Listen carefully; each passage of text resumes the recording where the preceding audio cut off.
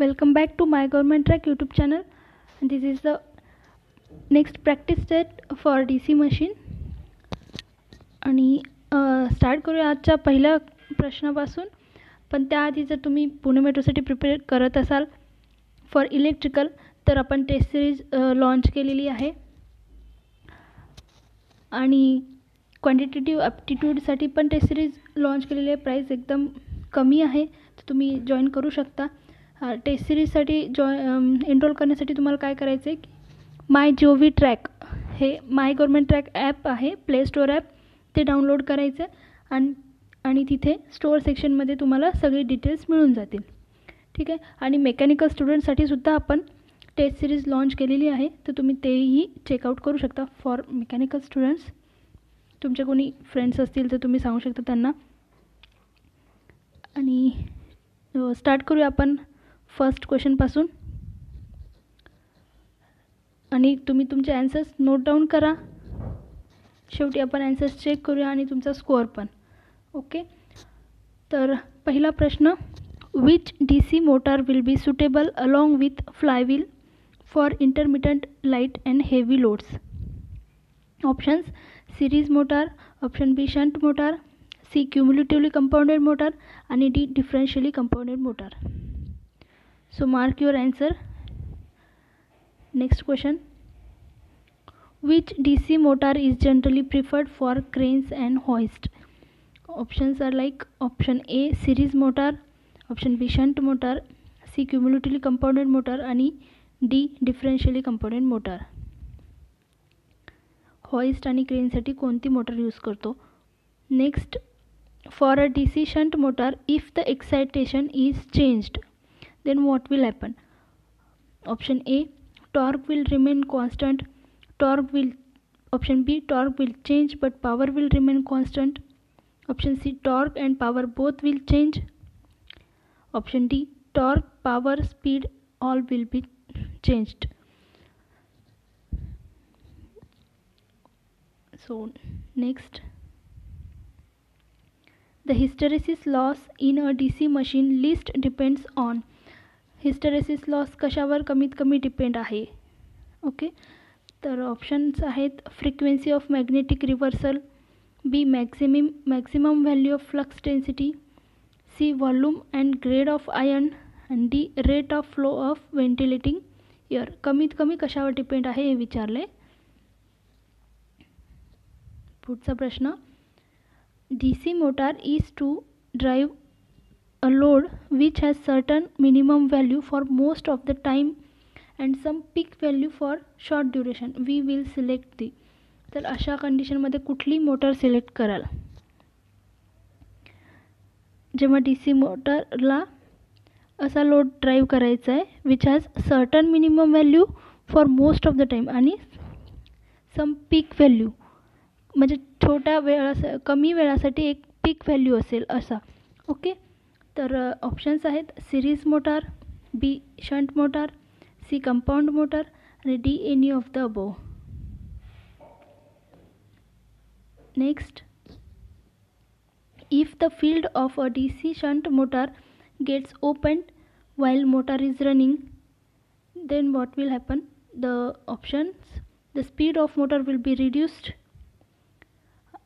B, the armature current will reduce, C, the motor will attain dangerously high speed and D, the motor will continue to run at constant speed.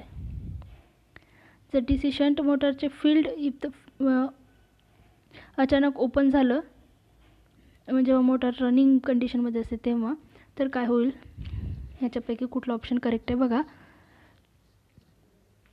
Question number 7, the ratio of starting torque to full load torque is least in case of. Ratio starting torque ते full load टॉर्कचा कुठल्या मोटरमध्ये कमीत कमी आहे. Series मोटरमध्ये, shunt मोटरमध्ये, compounded मोटरमध्ये किंवा यापैकी एकही नाही. Next, for which of the following applications a DC motor is preferred over AC motor. ACपेक्षा जास्त आपण DC कुठे वापरतो याच्यापैकी. कॅरेक्टरिस्टिक्स बघा काय आहेत AC DCचे, त्याच्यावरून आपण काढू शकतो. तर ऑप्शन काय आहेत, जिथे लो स्पीड ऑपरेशन असते तिथे, बी हाय स्पीड ऑपरेशनसाठी, सी व्हेरिएबल स्पीड ऑपरेशनसाठी आणि डी फिक्स्ड स्पीड ऑपरेशनसाठी. ए सीपेक्षा जास्त आपण डी सी कुठे प्रिफर करतो ह्या चारीपैकी. Okay. Next, the armature voltage control of a D C motor provides constant voltage drive, B constant current drive, C constant torque drive or none of the above. Constant voltage कंट्रोलला हे म्हणजे ह्या खालच्यापैकी कुठलं provide त्याचंच हे वेगळं second name पण म्हणू शकतो आपण, constant voltage drive, constant current drive किंवा कॉन्स्टंट टॉर्क ड्राईव्ह. ठीक आहे. तर next, the condition for maximum efficiency for a DC generator is, maximum efficiency ची कंडिशन विचारली आहे. तर ऑप्शन्स आहे eddy current loss equals to stray losses, B hysteresis losses equals to eddy current losses, C copper losses equals to 0 आणि D variable losses equals to constant losses. Maximum इफिशियन्सीची condition कोणती आहे बघा. तर हे झाले आपले 10 क्वेश्चन्स. ह्याचे आपण ॲन्सर्स पाहूया आणि आज तुम्हाला एक होमवर्कसाठी पण क्वेश्चन मिळेल. तर आधी ह्याचे ॲन्सर्स चेक करू, मग नंतर होमवर्कवाला क्वेश्चन. ओके. तरी पहिला प्रश्न काय होता, which D C motor will be suitable along with fly wheel for intermittent light and heavy load. इंटरमिटंटसाठी कुठली वापरतो motor, series, shunt, cumulatively compounded और डिफरेन्शियली कंपाऊंडेड. तर कोणती वापरतो, अशा केसमध्ये आपण क्युम्युलेटिव्हली कंपाऊंडेड मोटार प्रिफर करतो. So the correct answer is option C. Option C is correct for this question. Next, which D C motor is generally preferred for cranes and hoist. हे बऱ्याच वेळा ऐकलं असेल. तर क्रेन्स अँड होइस्टमध्ये आपण कोणती मोटार यूज करतो, series motor, shunt motor, cumulatively compound motor, differentially compound motor.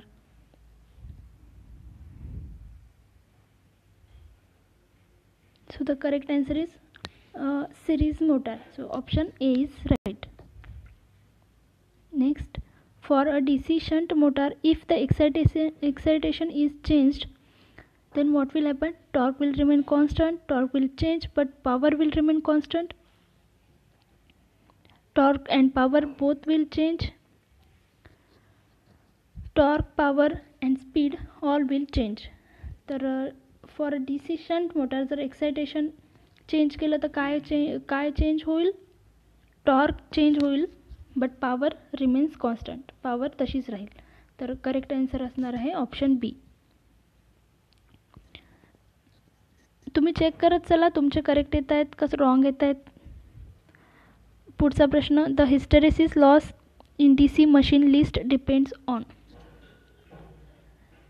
कमीत कमी कशावर डिपेंड असतो, फ्रिक्वेन्सी ऑफ मॅग्नेटिक रिव्हल्सर याच्यावर तर असतंच. Maximum value of flux density, कमी म्हणायचं किंवा डिपेंड नसतंच असंही म्हणू शकतो. Maximum value of flux density, volume and grade of iron आणि D rate of flow of ventilating air. So the hysteresis loss कशावर कमीत कमी डिपेंड असतो, व्हेंटिलेटिंग एअरवर, rate of flow of ventilating air. तर करेक्ट आन्सर झालं option D. Option D is correct. Next, D C motor is to drive a load which has certain minimum value for most of the time and some peak value for short duration. We will select. अशा कमी वेळासाठी हाय पीक value असेल अशा केसमध्ये आणि एक कमीत कमी व्हॅल्यू हे जास्त ड्युरेशनसाठी, अशा केसमध्ये आपण कुठली मोटर वापरतो, सिरीज, शंट, कंपाऊंड किंवा कुठलीही याच्यापैकी. तर अशा केसमध्ये आपण वापरतो सिरीज मोटार. तर करेक्ट आन्सर काय असेल, ऑप्शन ए. ऑप्शन ए हे बरोबर आहे. पुढचा प्रश्न, if the field of D C shunt motor gets open while motor is running. जर मोटार रनिंग कंडिशनमध्ये फील्ड ओपन होईल डी सी शंट मोटारचं, तर काय होणार, speed of motor will be reduced, speed कमी होईल, आर्मेचर करंट कमी होईल, की motor will attain dangerously high speed, और motor will continue to run at constant speed. तर काय होईल अशा केसमध्ये, जेव्हा फील्ड अचानक ओपन होईल तेव्हा motor will attain dangerously high speed, एकदम हाय स्पीड घेईल, त्याच्यामुळे डॅमेज पण होऊ शकतं. हे आपण अवॉइडच करतो. सो ह्याचं करेक्ट आन्सर काय असणार आहे, option C. Option C is correct. Next, the ratio of starting torque to full load torque is least in case of which motor. Starting torque ते फुल लोड टॉर्कचा रेशो कमीत कमी कोणत्या मोटरमध्ये असेल, series motor, shunt motor, compound motor, और none of the above. तर answer काय आहे, shunt motor. Shunt motor is correct. Shunt मोटारमध्ये स्टार्टिंग टॉर्क ते फुल लोड टॉर्कचा रेशो हा कमीत कमी असतो. So option B is correct. Next, for which of the following applications a DC motor is preferred over AC motor. AC मोटारपेक्षा आपण DC मोटरला प्रेफर करतो, तर कुठल्या कंडिशनमध्ये करतो याच्यापैकी, जेव्हा आपल्याला लो स्पीड ऑपरेशन करायचं असतं किंवा हाय स्पीड ऑपरेशन करायचं असतं, म्हणजे स्पीड जास्त पाहिजे असेल, कमी पाहिजे असेल, तर किंवा व्हॅरिएबल स्पीड ऑपरेशनमध्ये और फिक्स्ड स्पीडमध्ये. तर कुठल्या केसमध्ये आपण DC मोटर वापरतो, तर जेव्हा आपलं स्पीड व्हॅरिएशन जास्त असतं तेव्हा व्हॅरिएबल स्पीड ऑपरेशनमध्ये. आणि DCमध्ये as compare to AC speed vary करणं इझी आहे ॲज कम्पेअर टू AC. हां, तर हा एक त्याचा ॲडव्हान्टेज आहे, म्हणून आपण व्हॅरिएबल स्पीड ऑपरेशनमध्ये DC मोटर प्रेफर करतो. सो द करेक्ट आन्सर काय असणार आहे, option C. Next question, the armature voltage control of DC motor provides. Armature voltage control काय करतं, कॉन्स्टंट व्होल्टेज ड्राईव्ह आहे, कॉन्स्टंट करंट ड्राईव्ह आहे, कॉन्स्टंट टॉर्क ड्राईव्ह आहे, का काहीच नाही याच्यापैकी. तर आर्मेचर व्होल्टेज कंट्रोललाच आपण काय म्हणतो, कॉन्स्टंट टॉर्क ड्राईव्ह असंही म्हणतो आर्मेचर व्होल्टेज कंट्रोललाच. तर ह्याच्यापैकी मग काय करेक्ट असणार आहे, ऑप्शन नंबर सी हे बरोबर आहे तुमचं. तर armature voltage control of DC motor provides constant torque drive. Okay, option C is correct. Next and last question, maximum इफिशियन्सीची कंडिशन विचारली आहे for DC generation generator. The condition for maximum efficiency for a DC generator is eddy current equals to stray loss, eddy current loss equals to stray losses, hysteresis losses equals to eddy current losses, copper loss equals to 0, or D variable loss equals to constant loss.